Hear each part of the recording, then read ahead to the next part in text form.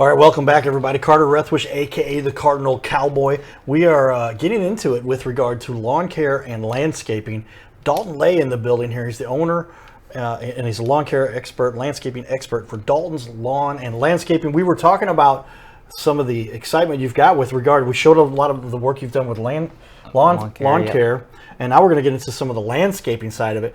And I said to you, we're going to talk a little bit about the biggest mistake. What's one big mistake that a lot of people make? Because it's true that if you make a mistake in this space, if you in this industry, if we're doing landscaping with your house, this could be a $20,000, $30,000, $50,000 mistake. Very much so.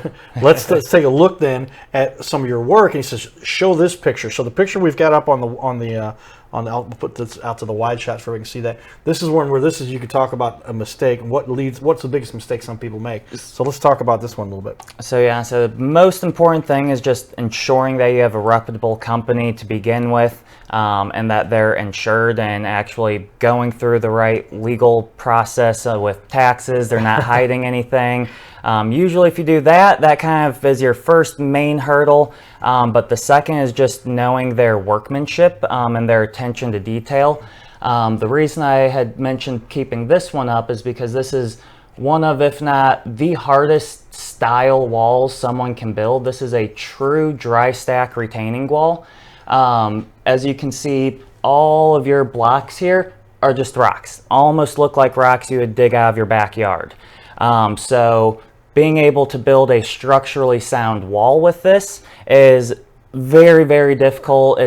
I like to call it the world's hardest jigsaw puzzle, because not one block is going to be the same as the next. Every block is going to have dips and bumps, rigid surfaces. Nothing is going to be smooth like your traditional retaining wall. I'm not sure how well you can see it in here, but this wall probably has about 800 shims to level and balance everything out. Some rocks might need 1 shim, other rocks might need 12 shims, and all different sizes and types of shims. So when I was building this, the entire front yard had every stone laid out in the yard, and I had a full 5-gallon bucket, just nothing of shims. Sometimes I'd have to grab a rock, break it into a couple hundred pieces to create shims. Sometimes you'll spend 15 minutes thinking you have the perfect block, just to realize it won't work. You throw it and start from scratch. Okay, so why is this so important for people to make sure? This is a mistake that people make often, and it's because of the leveling. I'll show you a picture of my house where we've got and I didn't put the ground gravel first. Somebody told me later. Yeah, and then all the rocks started leaning over. So you get unleveled, and then these things start falling apart. The thing could crumble. You have to have a very strong base, and then you have to figure out, all right, my biggest blocks are going to be the base. Figure out, okay, if I'm going 4 rows high, that means I need to separate all of my stones by this amount. If one on the second row isn't level, nothing else from that point on is going to be level. If we get some heavy rains, whatever the case might be, it is extremely easy for that wall to fail, because this one in particular actually has no glue, no mortar, nothing whatsoever. It is just rocks and shims made from rocks that I cut. Wow, so there's a lot that goes into even a little wall like this. It just seems it's not as a high towering wall, but there's so many pieces that are built into that can make this thing very cumbersome and susceptible to deterioration, I guess. Yep, that carries over even into your traditional walls.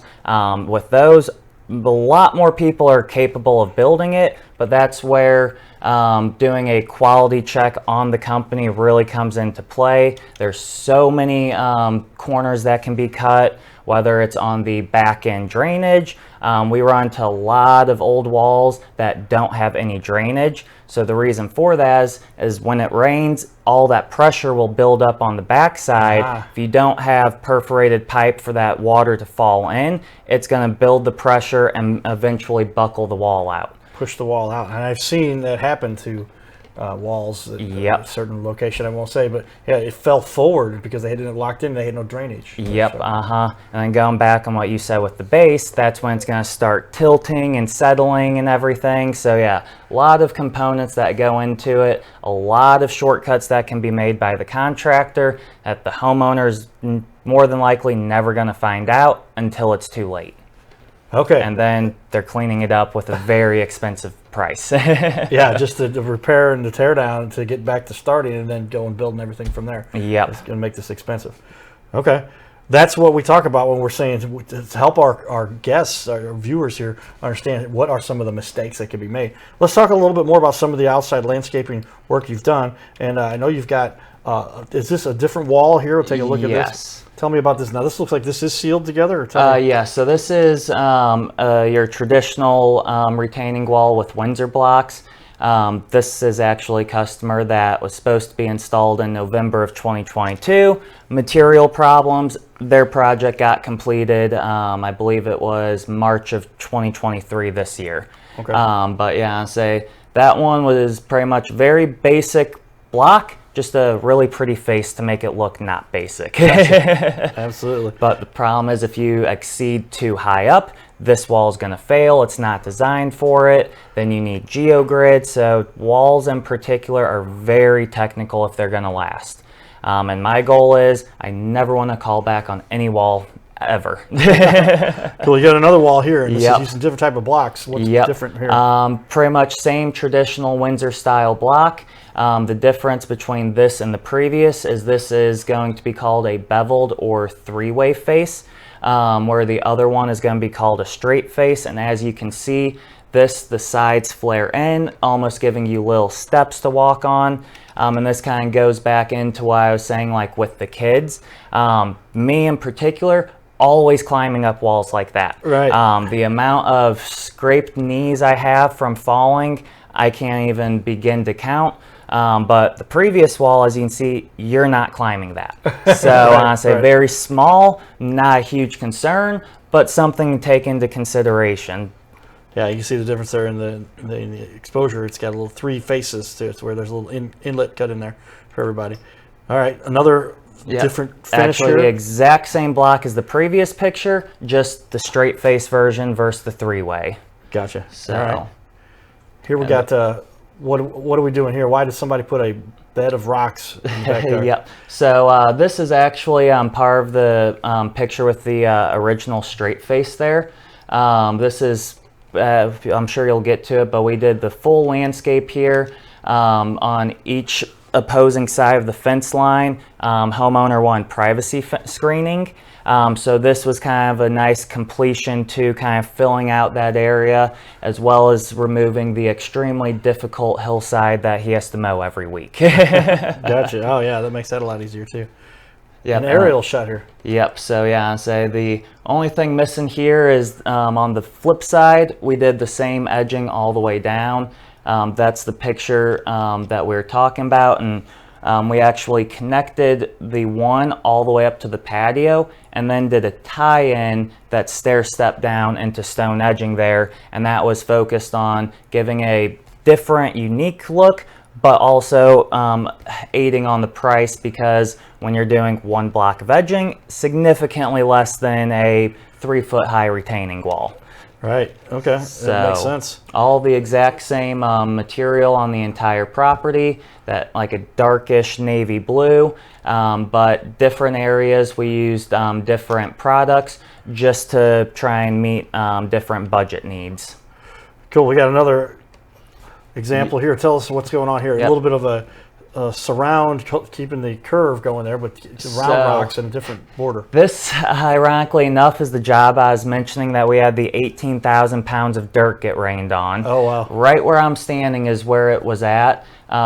Exactly where I'm standing, the entire area had flooded. They just had 2 monstrous trees removed, so they just had the tree grindings everywhere.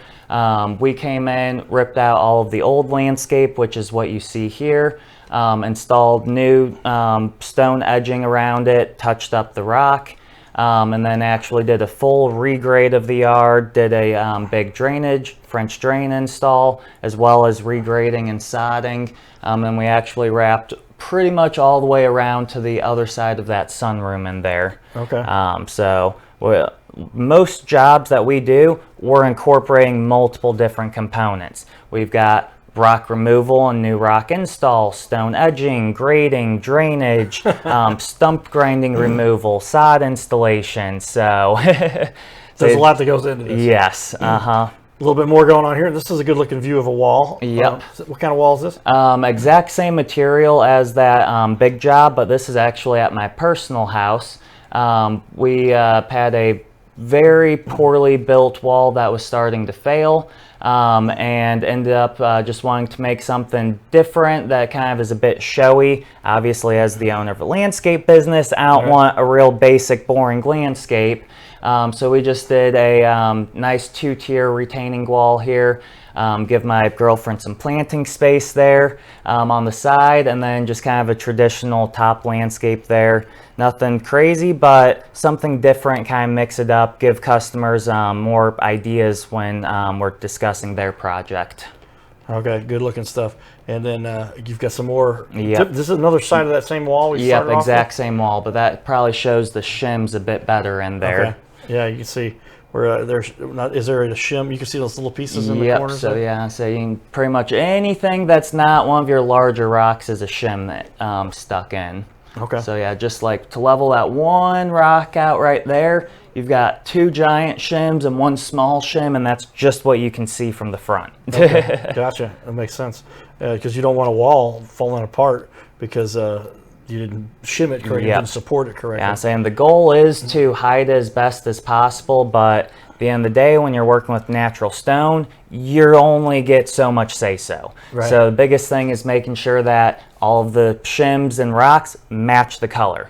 In the backyard, we had white stone, and it made the perfect shims, but stood out like a sore thumb. Right. So I did probably 10 feet, stepped back, I'm like, nope, had to rip the 10 feet down, get rid of all those shims, and restart it from scratch. Gotcha. Well, that's because you had that eye for expertise. You don't want something that doesn't represent well, doesn't look good for your client. Yep. A little bit of different Yeah, tighter kind of shot on zoom that up thing. there. Yeah, and that's And then so this is actually a good picture. It shows you can see these 3 closest. Actually, I take a saw and cut it in half because I was out of blocks the same size, and then that gave me a level well, actually on the second from top block, I'd take an angle grinder, smooth out the top of the rock so I could get the smooth side to sit level without having a bunch of shims, because that's if anyone's working in the bed, they're going to be kneeling, putting pressure on it. So had to make sure that those were very secure and stable. wow, ladies and gentlemen, like grinding down rocks to make sure that they fit the exact angle so that they can stay part of that retaining wall, and the wall you've got there looks beautiful. All right, let's talk a little bit more. We've got a couple more here. So here's a kind of an aerial shot. This is the whole landscaping deal. Tell me what went on here. Yep, so this is actually a really long-term customer. We actually don't do too much of the landscaping here. We more so advise the homeowner on a lot of things. We certainly do our fair share there. We do all the fertilizing, we remulch. They need, I believe it's about 12,000 pounds of mulch a year. Wow. So yeah, so we kind of do a lot of the heavy lifting, but he is very passionate about yard work. So I kind of act a bit more as a consult when he's got questions. I assist him with when his yard develops fungus a lot. We will do all of the plant rip outs. You can see the 2 tiny ones up in front of the garage there. Those are actually the only 2 we've installed. Okay. But yeah, so just kind of a general all-around kind of good picture of property that we do service and kind of blend the upkeep with the homeowners. Right. Well, yeah, I mean, expertise, you got a lot of great examples here. We got a little bit more to show everybody, but just there's some mulch. I mean, we're talking about a mulch garden. Tell me why somebody decides they want a garden made out of such. So I remember doing this. I know exactly where it's at, but I actually want to say that was just a going back on getting ready to sell our house. Let's kind of spruce it up. We come in, install mulch, do a big trimming, cleaned up the Japanese maple there in the middle. Not really doing anything crazy, but just making it nice, clean, pretty, eye catching, and pleasant to look at for the posting photos when people drive by, see the for sale sign in it, while also being very cost aware. That's for sure. Yeah, mulch is one of the less expensive materials. Yes. And when it comes to replacing the covering surface or what you want to put in there, right? Yep. Versus rock or lava rocks. I always say rock's about 3 to 5 times the cost of mulch, depending on what you choose. But every 3 to 5 years, you only need 3 to 5 bags of rock for upkeep. So once you hit whatever that 3 to 5 years based on your selection, rock is going to become significantly cheaper. There you go. Some advice in terms of what you should budget, because what the costs are and the longevity and how they last. Yep. With regard to that. So just some other basic. Yep. Just kind of some leaves there. And putting out for a lot of people here, we'll flash it. What's going on? Is this a French drain or what? Yes, it is. Yep. Okay. Tell me why people use a French drain. What is that? So yeah, we kind of go completely overboard. This is actually the only service that every customer I talk to, I say, when we leave, I don't ever want to hear from you again, in regards to the drain, of course. The vast majority of companies are going to do 1 to 2 of the 3 things that we do here, which is going to be, let me backtrack a little. From the kind of water prevention, we always use Schedule 30 PVC pipe. You never have to worry about it clogging, don't have to worry about getting smashed or damaged from day-to-day use. That black corrugated pipe, almost every problem we get or problem we run into that has a drainage system is a failed black corrugated pipe. To this day, we have yet to have a single callback on any of our drains working using the solid PVC pipe. And then I took this picture here. It kind of highlights everything. You can see the hair of the white pipe there, but in the middle on top of the pipe, that is drainage sock that coats the pipe, because the pipe's perforated, so it's got 3 holes all the way through. That's what allows water to fall into the pipe and be transported out to where we want it. That sock is what's going to prevent debris, dirt, you name it, from getting in there and clogging the pipe. And then everything always gets backfilled with 1-inch clean rock. And then the black fabric on the outside, we basically set in first, set our pipe, and then our rock, and then we'll fold it all over like a giant burrito. That way I know if it manages to get through this felt, it's got to go through the rock, and then it's got to go through the sock, and then it's going to make it into the pipe. So this is kind of a very over-the-top kind of cloggage prevention. Like I had mentioned, this is where most companies will do 1 or 2, but very seldomly 3 of those options. And that's when you might get a year without problems, 10 years, but the risk of something clogging or a problem occurring is significantly higher. And then that green box there, that's the catch basin. So we use those in settings where there's large areas of standing water for the bulk of it to fall into. And then everywhere else is our perforated pipe, so water can get into the pipe outside of just those catch basins.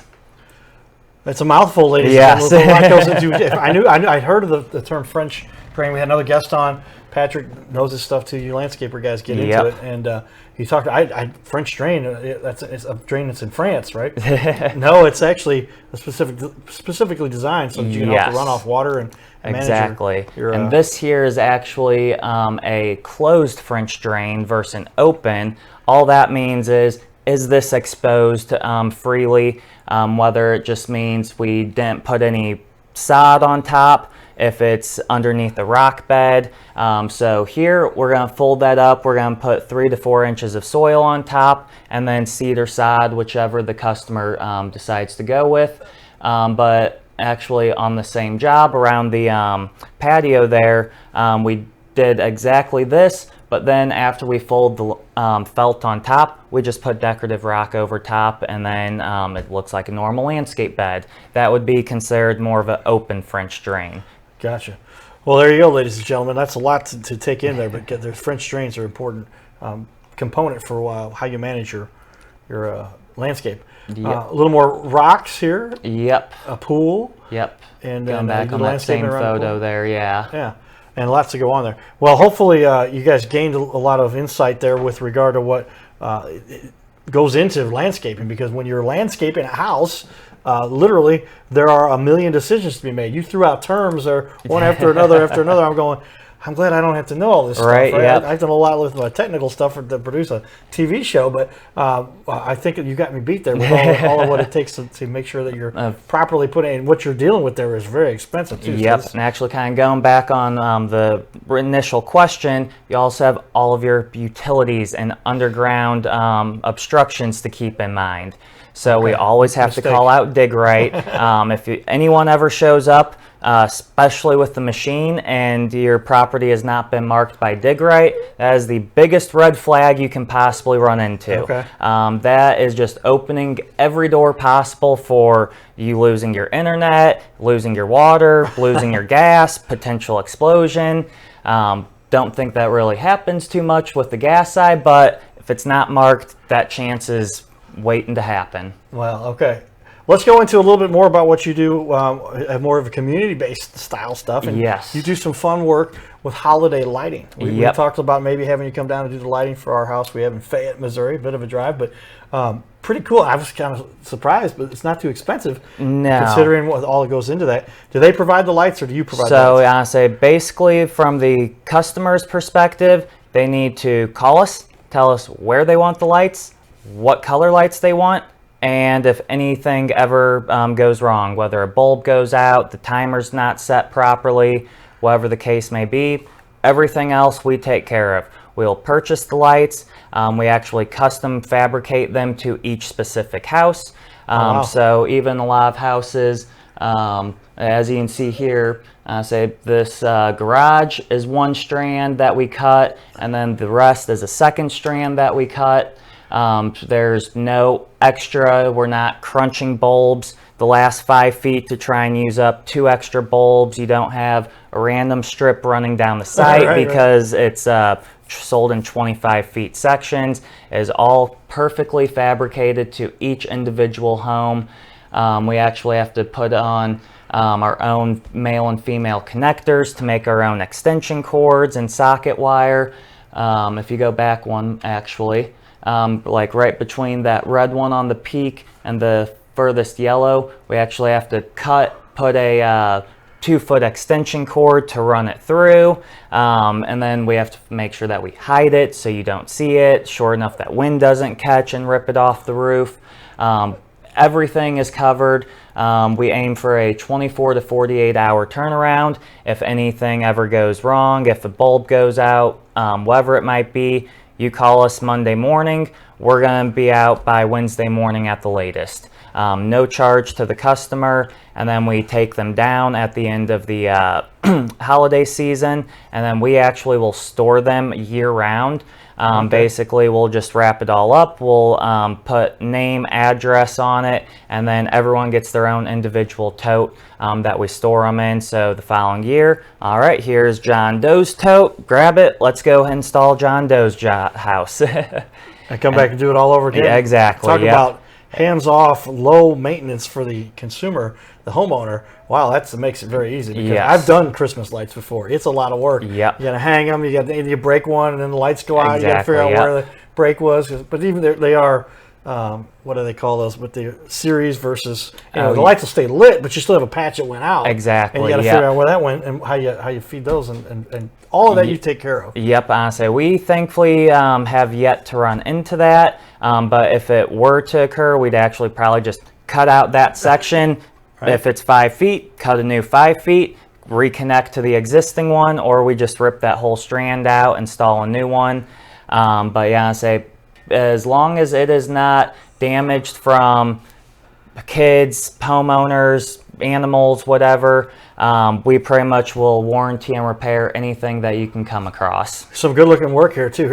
I like the light in here. And the pictures do no justice because it's hard to do with so much light going on. Yes. Camera work. I've done some photography, but look at this. These are great looking setups. Imagine being a house that has this all set up. the star, the white lights all around. I mean, this is really some great looking work and a lot that goes into this. And again, do you want to talk about the pricing at all? Yeah, so I'd say we're very transparent with our prices. On our website, we have everything listed. We're flat rate $5 per linear foot on your traditional C9 bulbs. I say, going back on your property, the only thing that's going to affect that is the material on the house. If we need to purchase different types of clips, if it's a metal roof and we need magnetic clips, those cost a bit more. So it's going to basically be whatever that difference is in price.